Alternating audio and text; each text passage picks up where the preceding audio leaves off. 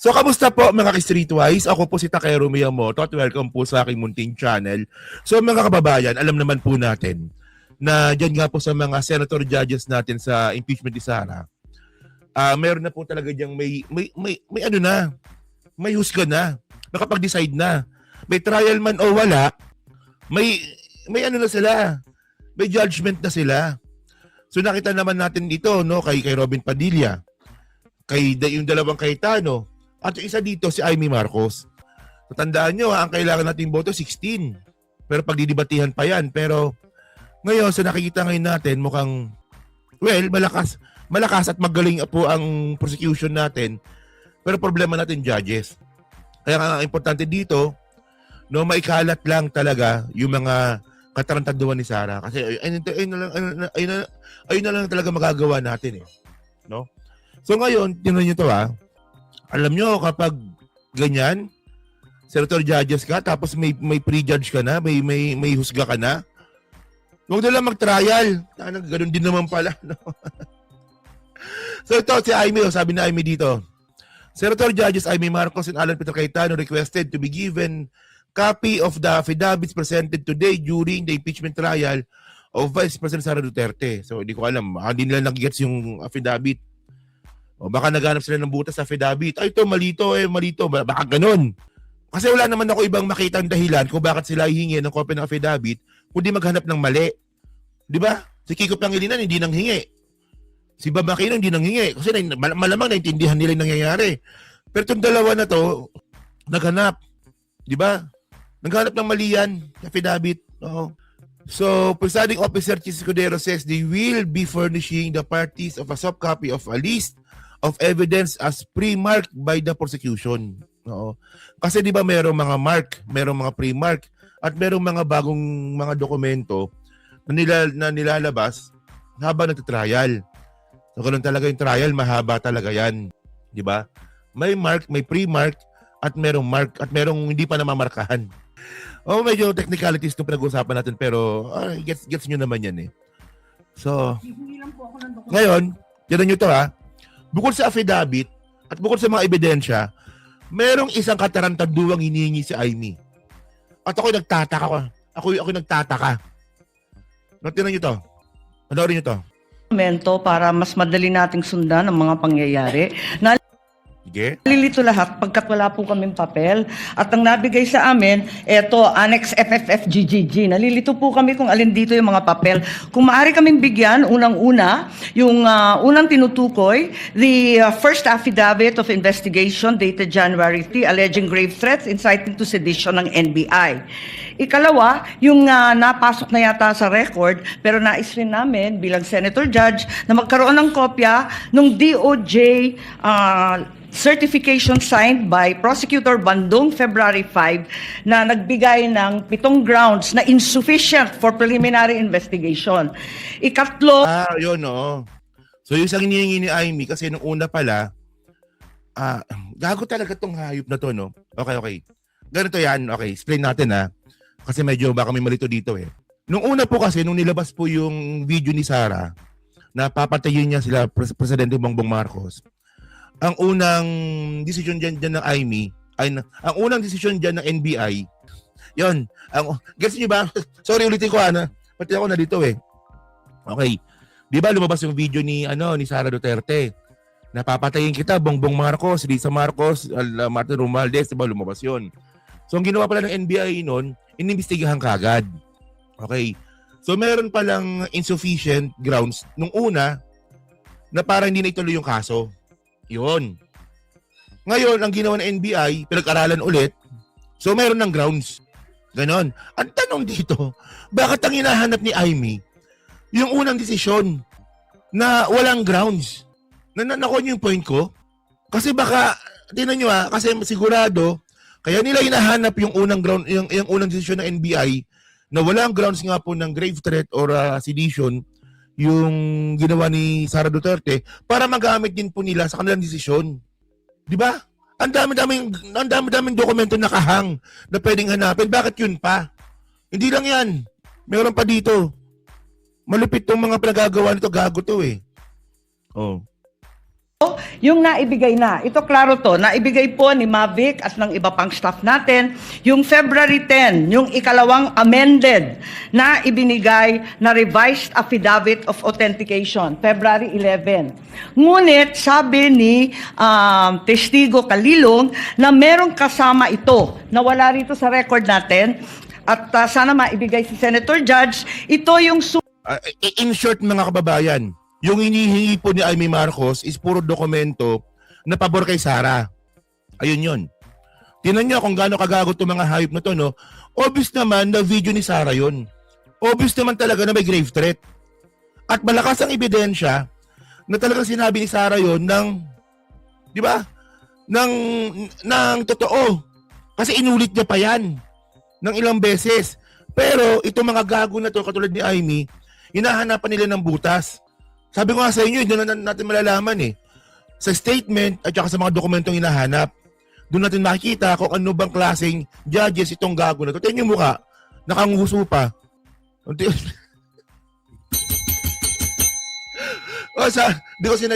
ko sinasadya yan na ganyan talaga yung ano, yung pag-post ko, visit na yan. Klaseng mukha yan. sulat kasama nung second revised affidavit of authentication. Ito naman yung sinasabing sulat ni Santiago kay Fadulyon ng DOJ na nagsasaad na hindi kailangan na may private complainant yung sina Presidente, ang First Lady at saka yung dating Speaker dahil base sa kaso ng Santos Concho versus DOJ na 2008, hindi daw kailangan yung private complainant. May we also have a copy of the same. Kita nyo ha?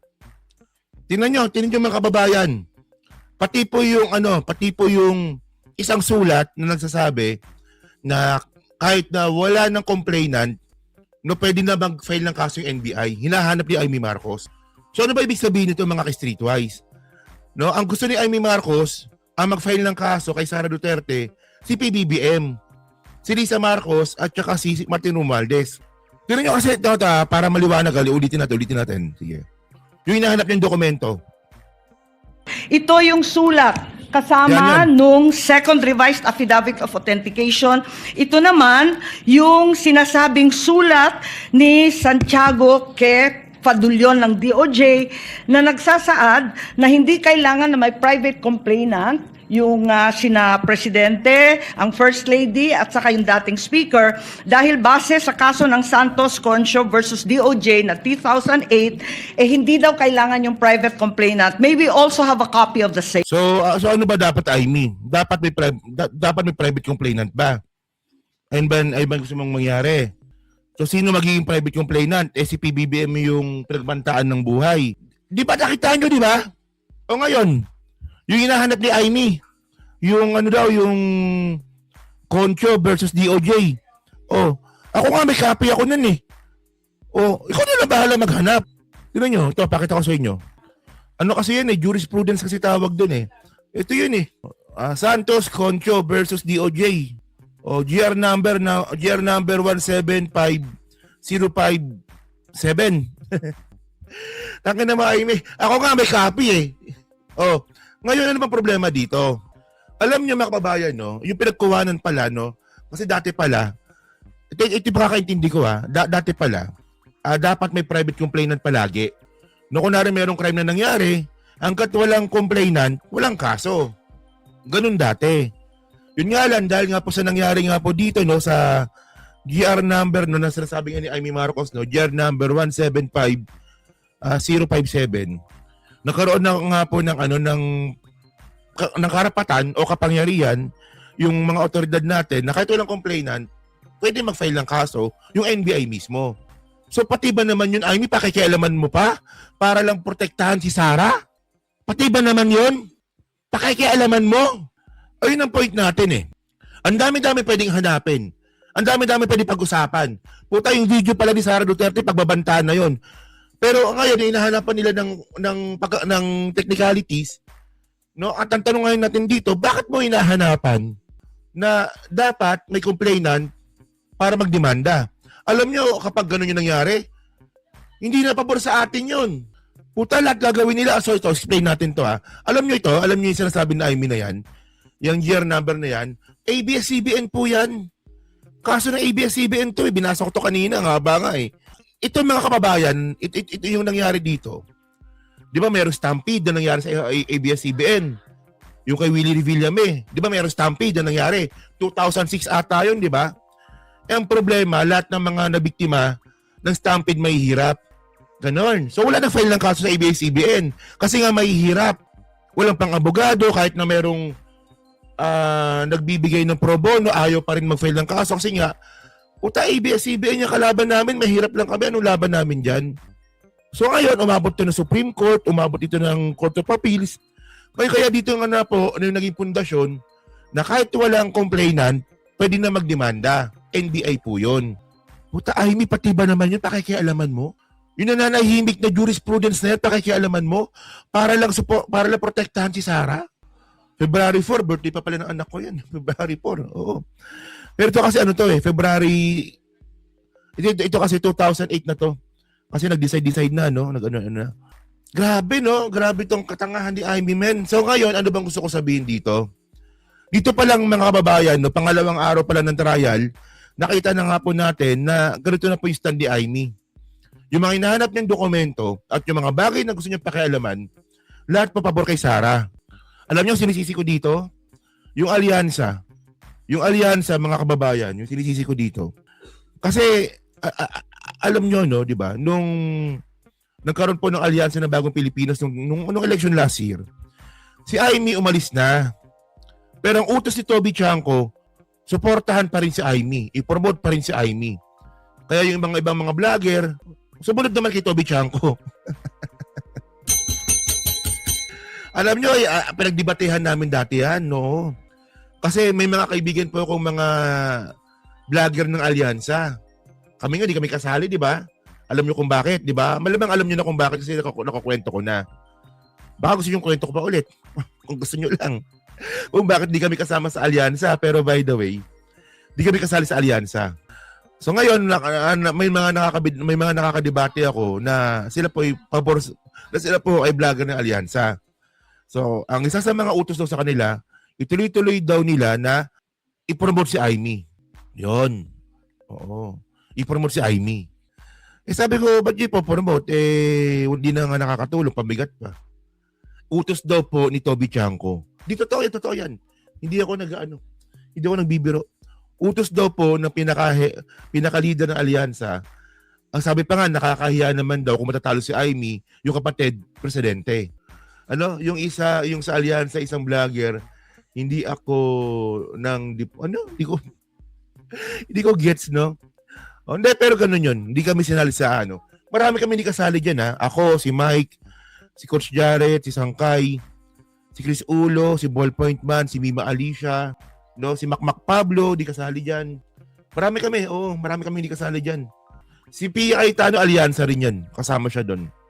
So ngayon mga kababayan, no, kita nyo kung gaano kagawin si Amy, no? Ngayon, yung isa pang pinakakalat ni Amy dito mga kababayan, kinan nyo ha, dahil daw po yung, tingnan gago talaga to, no? Dahil daw po yung NBI ay under ng DOJ at yung DOJ ay under ng executive, so si PBBM daw may pakana nito. Ayop talaga, puta! Tingnan nyo kung gaano kagago si Amy Marcos, ha? Sabi ni Amy ganito, kaya daw nakasuhan si Sara Duterte ng grave threat, tsaka ng grave coercion, at tsaka ng sedition, dahil daw po ang NBI ay under ng DOJ, at yung DOJ ay under daw po ng presidente. Puta, bakit hindi nyo sisihin yung nagbanta? Puta, ang tatanga! Amy, ano ka ba? Dapat ang sinisin nyo dito yung nagbanta. Senator Judge ka. Judge ka eh. Pero bakit dun mo dinadaan? Andun ka sa maling daan eh. O sabi ni sinagot ngayon siya ni Yusek Ler Castro. Nag-i-insinuate ba siya na mayroong kinalaman ng Pangulo sa pag-iimbestiga patungkol sa pagbabanta ng Vice Presidente sa kanyang buhay? Well, there were questions about it. Unang-una po, hindi naman po talaga dapat ma-question ang sitwasyon po ng NBI. Dahil alam po natin ang NBI, kahit wala pa pong pagbabanta, ang Vice Presidente ay under na po ito ng DOJ. At ang DOJ po ay parte ng ehekutibo. para ipakita at nag-insinuate na may kinalaman ng Pangulo sa pag-iimbestigang ito. Ito ay ang pinakamababa siguro klase ng argumento. Ang NBI po ay may sariling mandato. Kung mayroong nakita at napatunayan naman po na may pagbabanta mismo sa buhay ng Pangulo, at hindi lang naman isang tao, 2 tao nakakita ito, buong mundo ang nakakita ng pagbabanta sa buhay ng Pangulo, ni First Lady at ni dating House Speaker. So, mandato po ng NBI na imbestigahan po ito dahil po ito ay para sa proteksyon ng ating Pangulo. Di ba? So, alam niyo mga kababayan, no? Okay. Ito, hinanap ko talaga tong video na to para sa topic na to. Hindi ko talaga makuha mga ka-streetwise ganito. Pag kayo po, no, ang tatay niyo po binastos, magagalit kayo. Tatay niyo yan eh. Hindi ko lang alam kung anong relasyon niyo sa tatay niyo, kung okay kayo ng tatay niyo, di ba? Pero in general, mga kababayan, no? Kunwari tatay niyo, mahal niyo yung tatay niyo, di ba? Nalagaan kayo ng tatay nyo, pag yung tatay nyo po binastos, no, magagalit kayo. Ang nakakapagtaka dito mga kababayan po, no, binastos po ni Sara Duterte, yung tatay ni Amy Marcos, pero bakit hanggang ngayon sumusuporta pa rin po siya dito kay Sara Duterte? Lahat na po sinuko ni Amy eh. Kumbaga sa magsyota, binuyang niya na lahat eh. Binigyan niya na lahat eh. Di ba? So, tira nyo to Ito, hinanap ko talaga tong video na to eh. Tira nyo to. Di ba yun? Ito ata yun eh. Sige. Bilis, bagal naman. Quote and quote. Gusto ko tanggalin yung ulo niya ba? I just imagine myself cutting his head.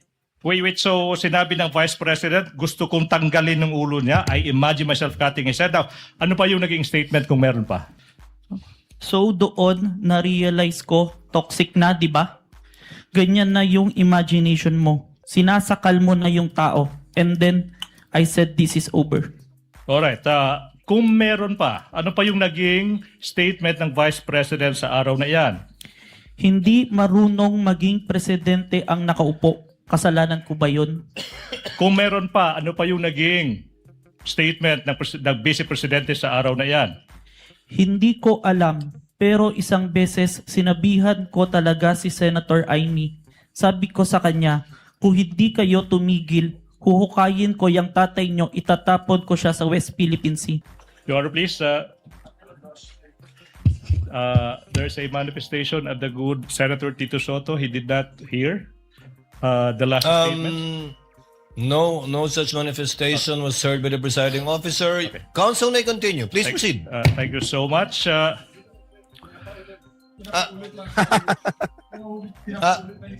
Kindly stated for the record, Senator Judge Soto. Apologies from the presiding Thank you. officer. I did not get the exact words that were uttered during the last statement. Will the witness kindly repeat his answer to the last question propounded by counsel for the prosecutors? Yes, Your Honor. Hindi ko alam, pero isang beses sinabihan ko talaga si Senator Amy. Sabi ko sa kanya, kung hindi kayo tumigil, huhukayin ko yung tatay nyo, itatapon ko siya sa West Philippine Sea. Huhukayin. May proceed, Your Honor, please. So, Counsel okay may na. proceed. Ano pa? Yung Tignan nyo so ngayon mga kababayan, di ba? Alam nyo, malinaw naman yung sinabi ni ni Agent Calilong nahukain ko yung tatay mo, itatapon ko sa West Philippine Sea. Ang nakakatawa kasi dito, pinaulit pa ni Tito Soto. Para sa'yo yun, Amy. Para maintindihan mo, ito yung kinakampihan mo, tanga. Mamamatay tao, may saltik sa ulo. So, tinan nyo yan Hindi, totoo, sinadya ni Tito Soto yun. Para kay Amy yun. Ang dami, tinan nyo, ganyan kakapal ang mukha ni Amy. Ganyan kakapal ang mukha ni Amy. Malamang dahil sa retoke, kumapal na yung mukha. Kasi nga, pinastos na yung tatay, no? Pinaulit, tinan nyo kung anong klase ito Yung sinabi na yun ni Agent Calilong na pinaulit po ni Tito Soto, nasa transcript na po yun ng impeachment. Ano na po yun, nasa transcript na po yun. So recorded na po yun. Nung habang buhay na nandun yun, malamang napikon si Amy doon, di ba? Dami-dami pwede ipaulit. Kasi malinaw naman yung sinabi ng Agent Kalilong eh. Malinaw naman eh, ba't pa pinaulit? Ano ba yun? Last statement. No such manifestation. Ayin ko yung tatay nyo, itatapon ko siya sa West Philippine Sea. Malinaw naman eh. Hindi ko alam, pero isang beses sinabihan ko talaga si Senator Amy. Sabi ko sa kanya, kung hindi kayo tumigil, huhukayin ko yung tatay nyo, itatapon ko siya sa West Philippine Sea. Tapos pinaulit pa. Apologies from the presiding Thank you. officer. I did not get the exact words that were uttered during the last statement. I did not get the last statement. Yung last statement pa talaga. The witness kindly repeat his answer to the last question propounded by counsel for the prosecutors. Yes, Your Honor. Hindi ko alam, pero isang beses sinabihan ko talaga si Senator Amy. Sabi ko sa kanya, kung hindi kayo tumigil, huhukayin ko yung tatay nyo, itatapon ko siya sa West Philippine Sea. O, di ba? Yun nga lang, ang problema, tama nga kayo. Hindi na po tinatablan si Amy niyan. Alam nyo, nawala na naman ako. Alam nyo, sa dinami-dami na po ng ginagawa ni Amy, sa dinami-dami na rin po masasakit na salita na tumama kay Amy. Parang baliwala na lang sa kanya, yung mga ganyan. Parang wala na. Oo. So yun mga ka-streetwise, no? So kayo po, ano masabi nyo nga po dito. So iwanan muna natin yung topic na yan, no? So may next topic tayo. Dito tayo. Pag-usapan natin si Zulaika.